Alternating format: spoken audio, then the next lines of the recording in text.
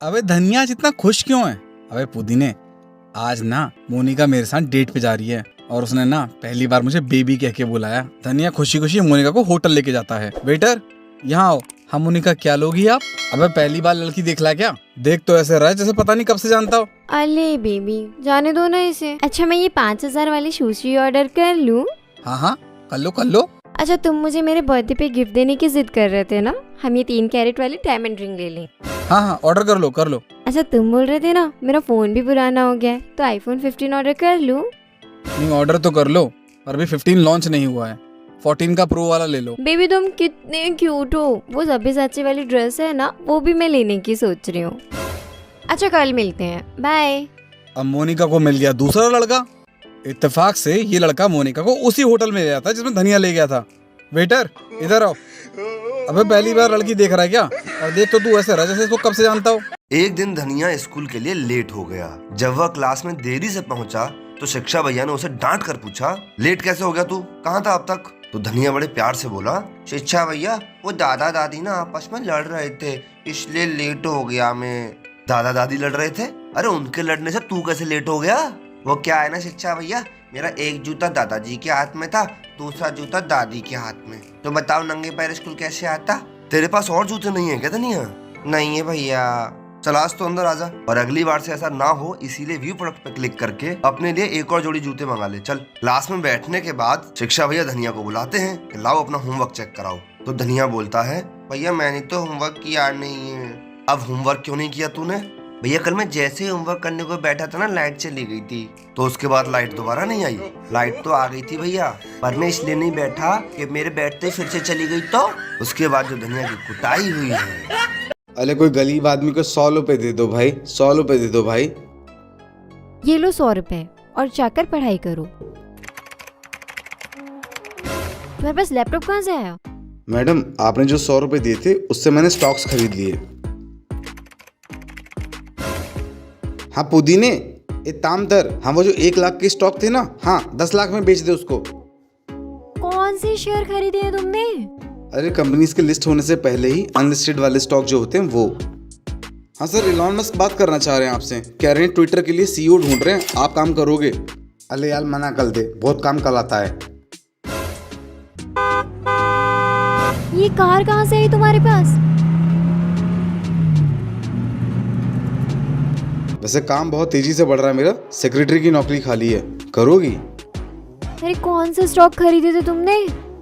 अरे बताया तो, अनलिस्टेड एसेट वाले, चाहे तो तुम भी ले लो डिस्क्रिप्शन से। एक बार 4 आलसी दोस्त साथ में बैठकर खाना खा रहे थे। उन्होंने जैसे ही खाना खाया तो सब एक दूसरे की तरफ देखने लगे और बोले कि भाई नमक कुछ कम सा नहीं लग रहा। तो सब बोले कि हाँ भाई नमक तो कम लग रहा है। अब बात आई कि नमक लेकर कौन आएगा। अब क्योंकि चारों आलसी थे तो कोई जाना भी नहीं चाह रहा था। तभी एक दोस्त के दिमाग में आइडिया आया कि भाई एक काम करते हैं, जो सबसे पहले बोलेगा वही नमक लेकर आएगा। ये आइडिया लगा सबको बहुत अच्छा, इसीलिए चारों दोस्त अपने मुंह पर ताला लगाकर बैठ गए और वेट करने लगे कि सबसे पहले मुंह किसका खुलता है। ये चारों इतने बड़े डीठ थे भाई के बिना खाना खाए ही सो गई, लेकिन बोला कोई नहीं। अब जब सुबह उठे तो फिर से वही बवाल चालू कि पहले कौन बोलेगा। ऐसे ही करते करते इनको हो गए 4-5 दिन और बिना खाए पिए ये सारे हो गए बेहोश। जब 4-5 दिन से घर से कोई बाहर नहीं निकला तो पड़ोसियों को शक हो गया और वो दरवाजा तोड़कर अंदर आ गए और इन लोगों को देखकर उनको लगा कि ये तो मर गए। इसीलिए भाई इन सबको अर्थी पर बांधकर जलाने के लिए ले जाने लगे। जैसे ही लोगों ने पहली अर्थी उठाई तो वो बंदा चिल्ला कर बोला कि भाई मैं जिंदा हूँ। और यह सुनते ही बाकी के दोस्त तुरंत बोले, सबसे पहले बोला तू अब जा नमक लेकर आ। एक बार शिक्षा भैया का एक दोस्त दुबई से वापस आ गया तो शिक्षा भैया ने उसे डिनर पे बुलाया। अब शिक्षा भैया का दोस्त अपना एक कुत्ता लेके आया। आजा भाई, वेलकम। कैसा लग रहा है इंडिया? अरे टॉमी रिलैक्स यार, मजा आएगा तुझे भी यहाँ, चिंता मत कर। ए धनिया पुदीना इधर आओ, खेलो इसके साथ। आजा टॉमी, चल तेरे को सैर कराते हैं हम हमारे टॉयज की। और छोड़ भाई वो सब, तू सुना यार कैसा चल रहा है तेरा? वहाँ तो मैंने सुना है इनकम टैक्स भी नहीं है और ये बड़ा सुंदर सा कुत्ता लेके आया यार तू। अरे सही बात है शिक्षा भैया, क्या बताऊँ, दुबई है तो बेहतरीन जगह, पर मैंने सोचा यार कि भारत देश का नमक खाया है, यहाँ पे पढ़ाई लिखाई की है और हाल ही में मैंने स्वदेश भी देखी थी शाहरुख खान की, तो सोचा कि यार इंडिया ही आ जाता हूँ, अपने देश में ही मजा है। यहाँ धनिया से रहा नहीं गया और बोला, अरे शिक्षा भैया सब बकैती कर रहा है ये आपका दोस्त। वहाँ दुबई में हवा पानी, इनकम टैक्स, घूमना फिरना सब कुछ सही है, पर मुझे पता है ये इंडिया इसलिए आया है कि भौंकने की जितनी इजाजत इंडिया में है शिक्षा भैया उतनी दुनिया में कहीं नहीं है, चाहे वो कुत्ता हो कि इंसान हो। एक्सक्यूज मी शिक्षा भैया, मैं जरा टॉमी को राउंड मरवा के आता हूँ। देखो भाई, मुझे तुम तीनों में से किसी एक को प्रमोशन की फाइल आगे बढ़ानी है। और प्रमोशन की फाइल सिर्फ उसी के नाम की आगे बढ़ेगी जो सबसे ज्यादा नो पार्किंग का चालान काट के लाया होगा। हाँ तो भाई टपलू, कितने का चालान काटे तुमने? सर मैं तो नो पार्किंग वाली जगह पे पूरे दिन खड़ा रहा सर, किसी ने पार्क ही नहीं करी सर, मैं 1 भी रुपए का चालान नहीं काट पाया। ऐसे तो धारा अगली साल भी ना हो पाएगा। तू बता पपलू। मुझे पहले ही पता था सर, अगर नो पार्किंग की जगह पर खड़ा रहूंगा तो कोई पार्किंग ही नहीं करेगा, इसीलिए मैं नो पार्किंग की जगह से थोड़ी दूर छुप के खड़ा होता था। जैसे ही कोई बंदा नो पार्किंग में पार्क करता था मैं तुरंत उसका चालान काट दिया करता था। मैंने काटे आज 5,000 रुपए के चालान। हाँ भाई धनिया, तूने भी कोई काटा चालान का खाली आता है? सर मैंने काटे 30,000 रुपए के चालान। 30,000 रुपए के? अब क्या बात कर रहा, ऐसा क्या कर दिया तूने?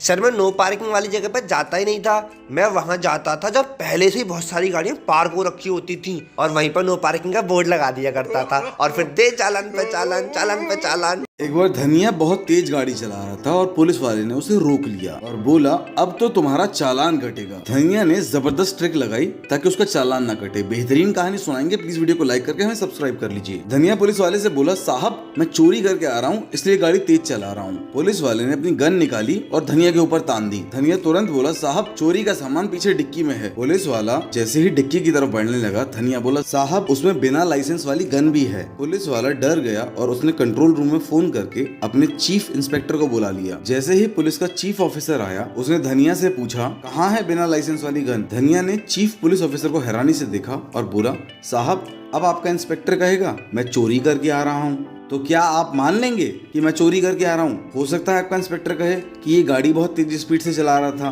तो क्या आप मान लेंगे मैं तेज गाड़ी चला रहा था? ये सुनते ही इंस्पेक्टर समझ गया कि अब चीफ ऑफिसर इस बात पे यकीन नहीं करेगा कि धनिया तेज गाड़ी चला रहा था और धनिया आराम से निकल गया। अरे धनिया, तू रात में झाड़ू क्यों लगा रहा है?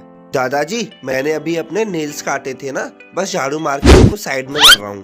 क्या तूने रात में नाखून भी काट लिए? तू पागल वागल हो गया है क्या? तुझे पता नहीं रात में नाखून काटना और झाड़ू मारना दोनों ही अशुभ होते हैं। अब आगे से ऐसा मत करना।